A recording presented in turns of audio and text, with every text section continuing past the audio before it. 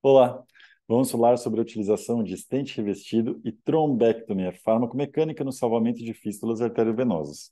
Esta aula tem um apoio educacional da empresa Surgimed. Bom, vamos falar inicialmente do Angiojet, né? Existe uma gama de catéteres que podem ser utilizados para fazer o salvamento da nossa fístula, para fazer a trombectomia. Eu, como regra geral, uso o AVX ou o Solent Omni ou Proxy. Com esse catéter a gente consegue fazer a trombectomia mecânica como a trombólise química. Então, a trombectomia mecânica ela é impulso aspirativa, né?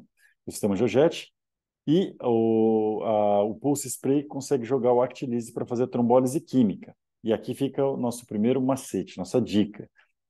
Como regra geral, para ter uma facilidade de administração e uma segurança, a gente coloca uma solução de 100 ml de soro fisiológico com 10 miligramas de Actilise.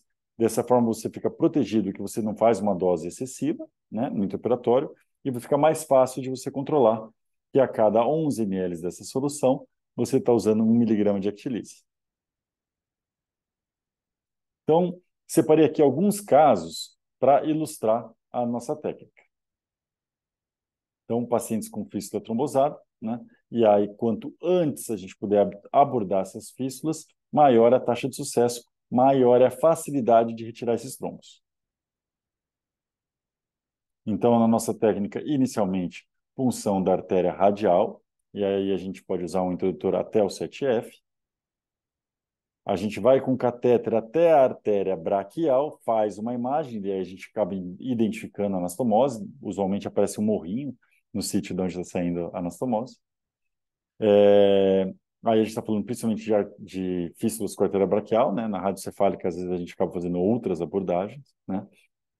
É, e esse acesso também é bom para braquiobasílica, braquioaxilar com prótese. E aí, depois de identificar o sítio da anastomose, a gente entra com um cateter verte fio guia hidrofílico, ele geralmente dá uma dobrada do fio guia hidrofílico, a gente empurra ele dobrado até chegar na cava superior. E aí, depois disso, a gente passa, então, o sistema Georgette, fazemos ali mais ou menos 10 miligramas de Actilise daquela nossa solução, ou em alguns casos a gente faz menos, né, 5 ml, e aí a gente espera 5 a 10 minutos para esse coágulo já ter um efeito do ativismo local, e aí a gente faz 100 ciclos de aspiração com Georgette.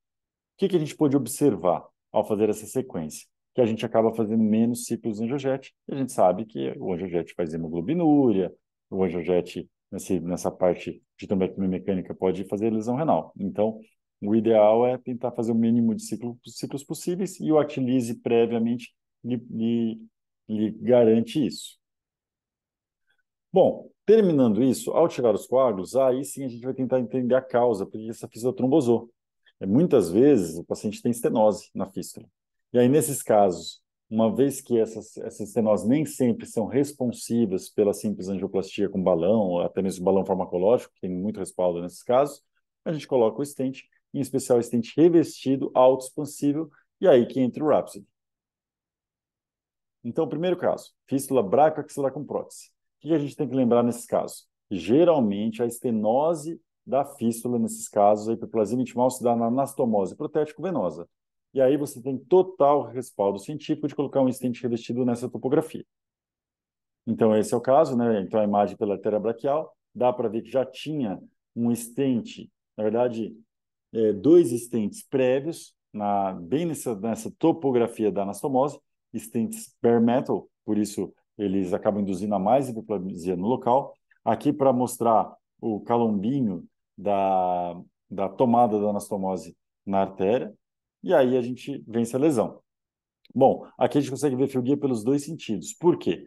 Se a gente já tinha indicado que ia acabar colocando um stent revestido para tapar toda essa região da hiperplasia, o acesso para colocar um Rhapsody pode ser 8, 9 frames, 10 frames, dependendo do diâmetro do Rhapsody. Então, o acesso radial seria muito agressivo nessa situação, então nós viemos pela veia femoral para conseguir colocar o stent no local adequado. Fizemos isso, colocamos então o stent Rhapsody cobrindo toda essa região da hiperplasia, garantimos um bom outflow para a fístula e o paciente já foi liberado para hemodiálise na sequência.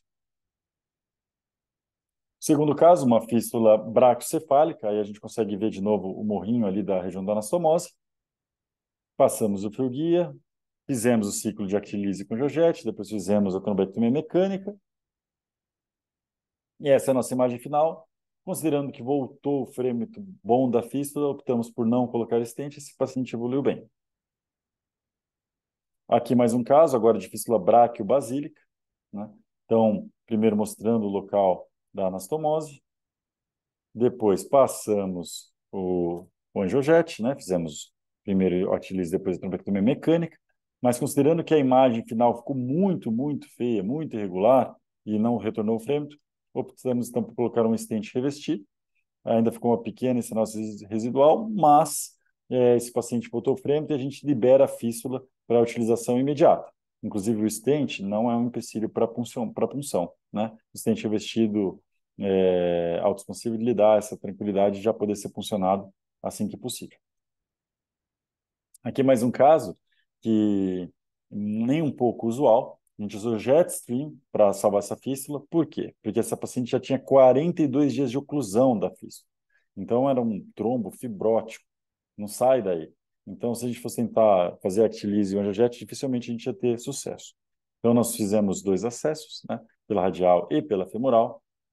Passamos o Jetstream, balonamos todo o trajeto e utilizamos o stent Rhapsody para conseguir garantir esse bom resultado. Essa paciente ficou muito contente, né? Nós tiramos o catéter dela e já utilizamos a fístula de diálise. A gente tem acompanhado ela no consultório.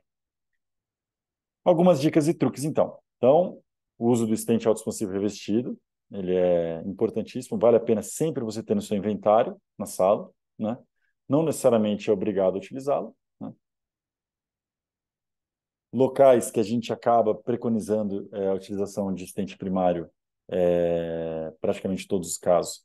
Então, em fístula com anastomose epitético com prótese, onde tem a estenose na anastomose epitético venosa, e no swing point das fístulas. E aí tem que lembrar, então, que se o acesso radial for maior que 7F, então fica ruim, você destrói a artéria radial, aí a gente acaba fazendo acesso pela própria fístula, e a gente faz esse macete de já passar um nylon, fazendo uma bolsa. Na hora que você tira o introdutor, você já amarra ele e fecha o orifício, né? Ou pode vir pelo acesso femoral, que eu mostrei aqui alguns casos. E nos acessos que a gente está na radial, é muito importante também ter a pulseira de compressão radial. Isso minimiza muito complicação e mantém a brevidade da artéria radial. Aqui a gente está mostrando um exemplo de uma pulseira de compressão radial. Bom, acompanhamento desses pacientes, então, AS 100 mg per N, né? Clopidogrel e Eliquis em casos selecionados, e aí vale estar em comum acordo com o nefrologista e o pessoal do transplante também, né? Tem que tomar cuidado, porque dependendo do que você dá, você pode tirar o paciente de uma chance de um transplante.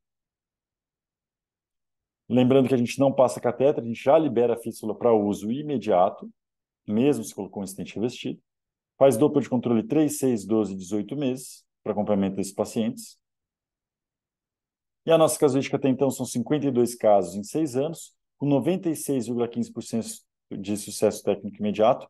Confesso que no início a gente tinha mais dificuldade, então acho que a nossa estatística no começo era pior, e hoje em dia a gente tem mais uma tranquilidade, uma vez que a gente já fez o nosso protocolo e tem tido bons resultados.